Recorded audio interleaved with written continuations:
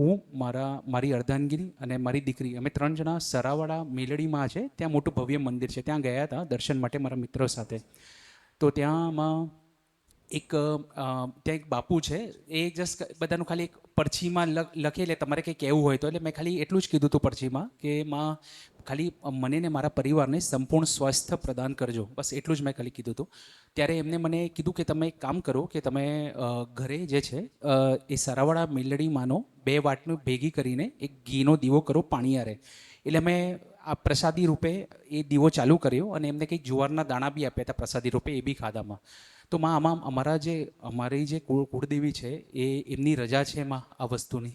એ એમના દેવ તમને પૂંજાવે શું કરવા? એ ના પૂછાય કે મારા દેવ છે નહીં, મારી દેવી શક્તિ છે નહીં, તો મેં શું કરવા પૂછું? તમારે આ પ્રશ્ન ના થાય. સાચી વાત છે માં, એ તો એ મારી વખતે યાદ. કુલદેવી તો મારા ઘરમાં બેઠી છે, બરાબર. બરાબર છે. બીજી મારી દેવી શક્તિ જે છે તે, હા માં. બરાબર. હવે તમે તમારા જે દેવી શક્તિ જે તમે પૂંજતા હોય એ હા. તમે શું કરવા બતાવો છો? બાપુને પૂછ્યું હતું કે ભાઈ મારા કુળદેવીની રજા હોય તો કરું, કે હા તારા કુળદેવીની રજા હોય તો જ હું તને કહું, અન્યથા ના કહું, એવું મને કીધું માં એમને. કોઈ પણ કુલદેવી હોય ને હા માં. એવું ના કે. કેમ? કારણ કે એને ખબર છે કે આ મારી દેવી શક્તિ છે હા અને આ માં. બીજાની છે. બરાબર, સાચી એને વાત એટલો મારી. ભેદ તો ખરો ને. સાચી વાત છે માં. તો માં ભૂલ થઈ ગઈ મારી માં. રામ માળી રામ. માં સૌથી પહેલાં તમને અનંત ગણા ધન્યવાદ બધી વસ્તુ માટેમાં. માં ગયા વખતે આવ્યો હતો તો તમે જે કીધું હતું એ રીતે મેં કર્યું. સૌથી પહેલાં કે જે મારા ઘરના જે 4 જે તળિયાના દેવ છે એમને ચારેયને રવિવારે અગ્નિમાં જમાડ્યા, ચોટ્ટું નિવેદ આપ્યું એટલે. અને અને બીજી વસ્તુ કે તમે મને કીધું હતું કે મારી જે અર્ધાંગીની છે એમને ખાલી સવાર પૂરતું ખાલી મહાલક્ષ્મી માનો 2 અગરબત્તી કરવાની છે, એ પણ ચાલુ કરી દીધી છે માં મેં. અને માં હવે એક વસ્તુ એવી છે કે આ બધું થઈ ગયું છે. હવે હું મારી અર્ધાંગીની અને મારી દીકરી અમે 3 જણા સરાવાડા મેલડીમાં છે, ત્યાં મોટું ભવ્ય મંદિર છે, ત્યાં ગયા હતા દર્શન માટે મારા મિત્રો સાથે.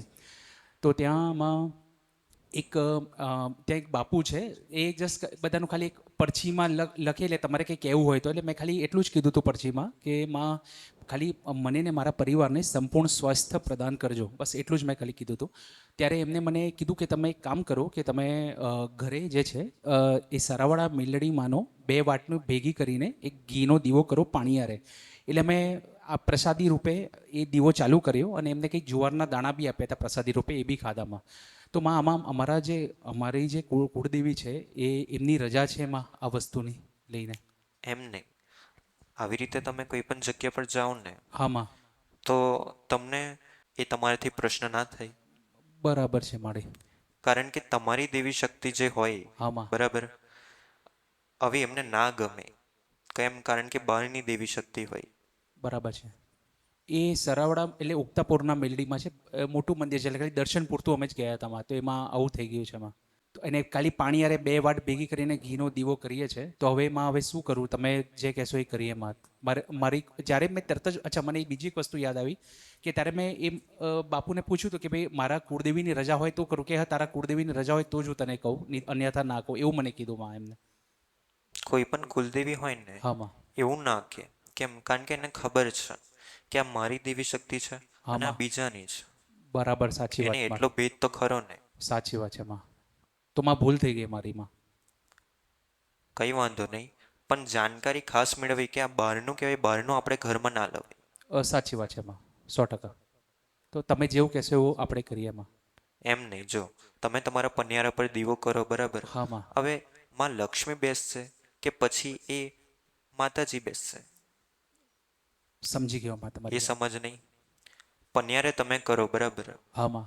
લક્ષ્મી માની 2 અગરબત્તી કરો તો એ બેસે કે પછી દેવી બેસે જે વ્યક્તિએ બતાવી છે? બરાબર છે, સમજી ગયો માં. એટલે દેવી શક્તિનો પ્રભાવ વધારે હોય, એ મેલડીમાં છે તો એ બેસી જશે, એટલે લક્ષ્મીજીની બેસે એવું ને માં. એમ નહીં. તમારી કુલદેવી, હવે તમે કોઈ પણ આવી રીતે દીવો કરો ને હા માં. તો એ દેવી શક્તિનો વાસ થઈ જાય. બરાબર છે માળી. એટલે તમે એવું કહેવાય કે તમે તમારા ઘરની અંદર કોઈ બીજી દેવી શક્તિ લાવ્યા. બસ સાચી વાત છે માં તમારી. એટલે એવી રીતે તમારાથી દીવો ના થાય. બરાબર છે માળી. તો એમાં શું કરું માં આમાં? તમારી કુલદેવીની પહેલાં માફી માંગીને દીવો બંધ કરવો. કુળદેવીની પહેલાં માફી માંગી લો આ વસ્તુને, ને દીવો બંધ કરી દો, બરાબર માળી. એટલે દીવો બંધ થઈ ગયો એટલે પછી મારે બીજી કોઈ વિધિ કે કશું કરવાની જરૂર નહીં ને મારે? નહીં, ખાલી બંધ કરી દે બસ.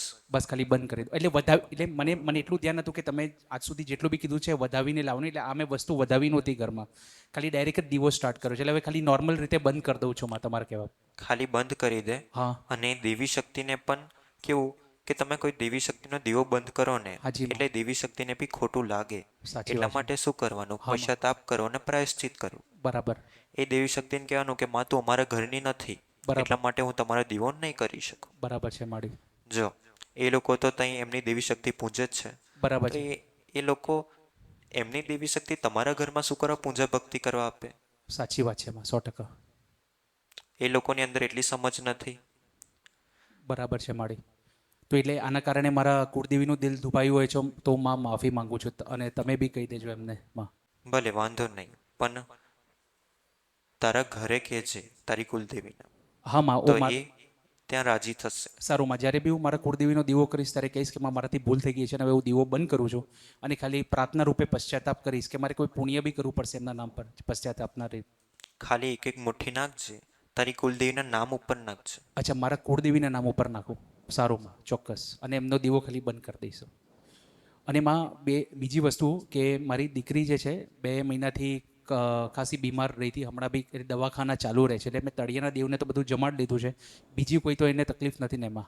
જો થોડું એ દીકરીને રાહત મેળવવું હોય ને હા માડી. તો ઘરની બહાર ખાલી એક નિવેદ જોગણી માના નામ પર કરજે. સારું, છોટું નિવેદ કરવાનું, છૂટું નિવેદ. હા, આટલું કરજે. એટલે મેં તળિયાના 4 દેવનું કર્યું તો સાથે એક સાથે 4નું કરી દઉં તો ચાલશે કે ખાલી જોગણીમાંનું જ કરું માં તળિયાના? અલગથી કરજે. મેં એવું નથી કીધું કે તને તળિયાની છે, એવું નથી કીધું. અચ્છા, અલગથી કરજે. ખાલી જોગણી માતા એ તળિયાના જ કહેવાય ને માડી? ના, અચ્છા, જોગણીમાં અલગ અલગ જગ્યા પર અલગ જગ્યા દેવી શક્તિ ના હોય. બરાબર છે. જોગણીમાંનું અલગથી નિવેદ, ખાલી છૂટું નિવેદ આપી દેવાનું. કોઈ દેવી શક્તિ હોય, બરાબર, હા. કોઈને કોઈ દીકરી ગમી જાય તો કોઈ એની સાથે પણ હોય, વાત અલગ છે એમાં, સમજી ગયો. એટલા માટે ખાલી છૂટું નિવેદ કરજે. સારું. એનું તારે વધારે કંઈ કરવાની જરૂર નથી. અચ્છા, એટલે એક વર્ષમાં આ એક જ વખત પૂરતું કરવાનું છે ટૂંકમાં? ખાલી એક જ વાર કરજે. સારું માં, ચોક્કસ એ કરી દઈશ.